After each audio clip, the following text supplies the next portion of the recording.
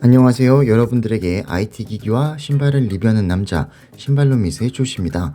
지난주 더웠는데 비가 오면서 다시 쌀쌀해졌는데요.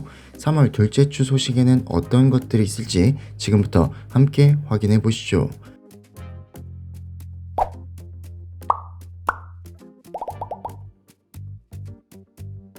삼성전자 차기 갤럭시 S24 시리즈에 탑재될 퀄컴 스냅드래곤 8 3세대 프로세서에 최대 3.7GHz 코어텍스 X4 CPU가 탑재될 가능성이 있다고 팁스터 RG 클라우드 S가 주장했습니다. 보도에 따르면 퀄컴은 올해 스냅드래곤 8 플러스 2세대 출시를 건너뛰고 대신 차세대 스냅드래곤 8 3세대 칩셋 개발에 집중하고 있는 것으로 알려졌습니다. RG 클라우드 S는 퀄컴의 새로운 3세대 칩셋은 동일한 1 플러스 4 플러스 3 코어 구성을 유지하지만 2세대 칩셋의 코텍스 X3보다 15% 클럭 속도가 향상된 최대 3.7GHz 클럭의 새로운 코텍스 X4 프라임 코어를 특징으로 할 것이라고 주장했습니다. 스냅드래곤 8 3세대 칩은 대만 TSMC가 4나노 M4P 공정으로 제조할 것으로 예상되는데 반면 애플은 아이폰 15 프로 모델에 장착되는 A17 바이오닉 칩을 3나노미터 공정을 적용할 것으로 알려졌습니다. 한편 삼성전자는 갤럭시 S24 시리즈에 최적화된 스냅드래곤 8 2세대 4 갤럭시 칩셋을 전량 탑재했습니다. 3세대 칩셋이 차기 갤럭시 24 시리즈에 전량 탑재될지는 아직 불분명합니다. 보고서에 따르면 삼성은 10개의 CPU 코어로 구성된 엑시노스 2400 칩셋을 개발 중인 것으로 알려졌습니다. 일각에서는 갤럭시 S24 일부 모델에 탑재될 수 있다고 하고 있습니다. 영국 스타트업 나띵에서 올해 출시할 예정인 2세대 나띵4는 프로세서가 업그레이드 될 것으로 전망됩니다. 나띵은 아직 차기 스마트폰에 탑재될 칩셋 정보를 공개하진 않았지만 외신에 따르면 알렉스 카투지안 퀄컴 수석 부사장은 링크드인 게시물을 통해 나띵폰 2에 스냅드래곤 8 플러스 1세대 칩이 탑재될 것이라고 언급하였는데 해당 게시물은 현재 수정된 상태입니다.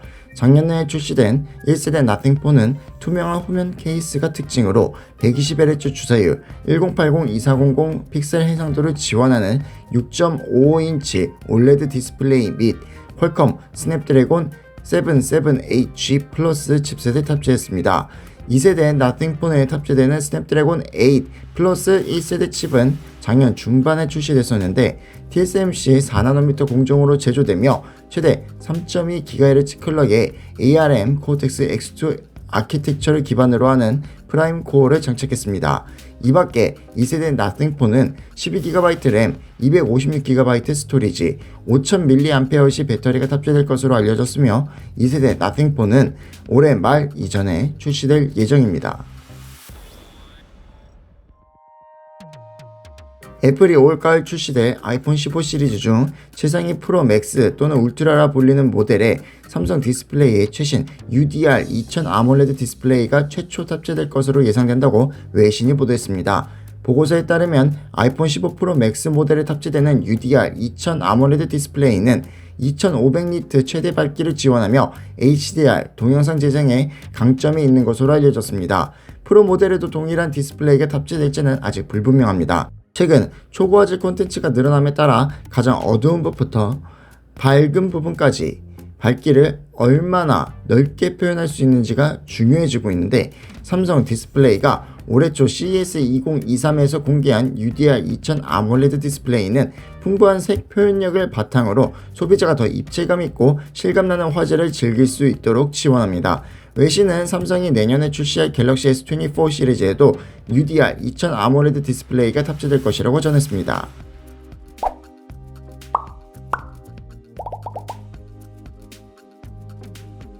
페이스 아이디가 사라진 풀스크린 아이폰이 2025년 이후 출시될 것이란 전망이 나왔습니다.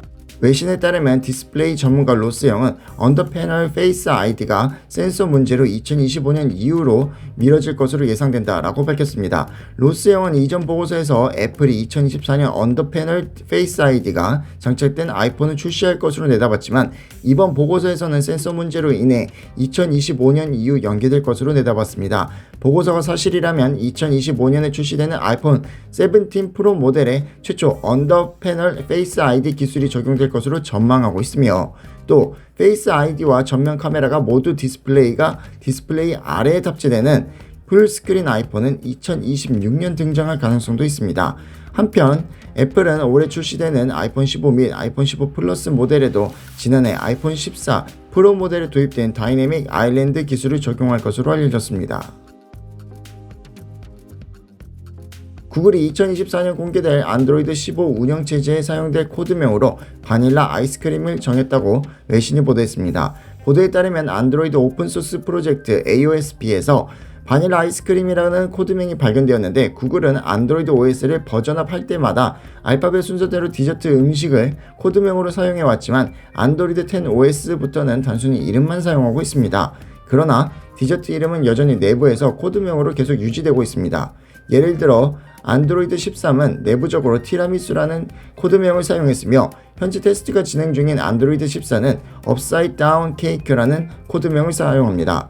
구글이 코드명의 아이스크림을 사용한 것은 2011년 10월 출시된 아이스크림 샌드위치, 즉 안드로이드 4.0 이후 두 번째입니다.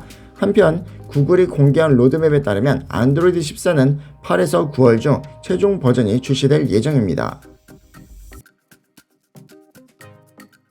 엔비디아가 지포스 RTX 4090에 적용한 GPU 코드를 변경한 것으로 확인되었습니다. 레딧 유저 KBT서치 1232가 3개월 만에 받은 지포스 RTX 4090 파운더스 에디션에서 기존 제품과 다른 GPU 코드를 발견한 것입니다.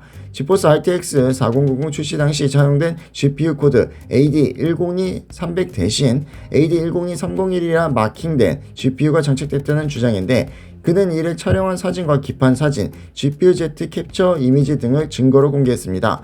해당 사진으로는 기판 자체의 변화가 확인되진 않았지만 GPU 코드명이 바뀐 것은 사실이었으며 GPU-Z로 인식된 장치 서브 ID도 역시 변경된 것으로 나타났으며 장치 서브 ID가 변경된 탓에 기존 제품의 바이오스가 설치도 불가능한 상태라고 합니다.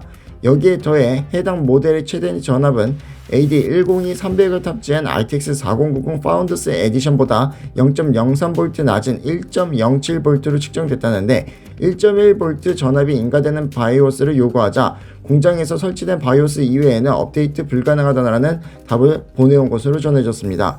이 소식이 알려지자 일부 외신들은 엔비디아의 GPU 코드 변경은 예정된 사항이었다며 RTX 4080과 4070에도 동일한 변화가 있을 것이라 보도했습니다. 주요 변화는 성능과 무관하며 전압 비교기 회로와 관련이 있는 것으로 전해졌습니다.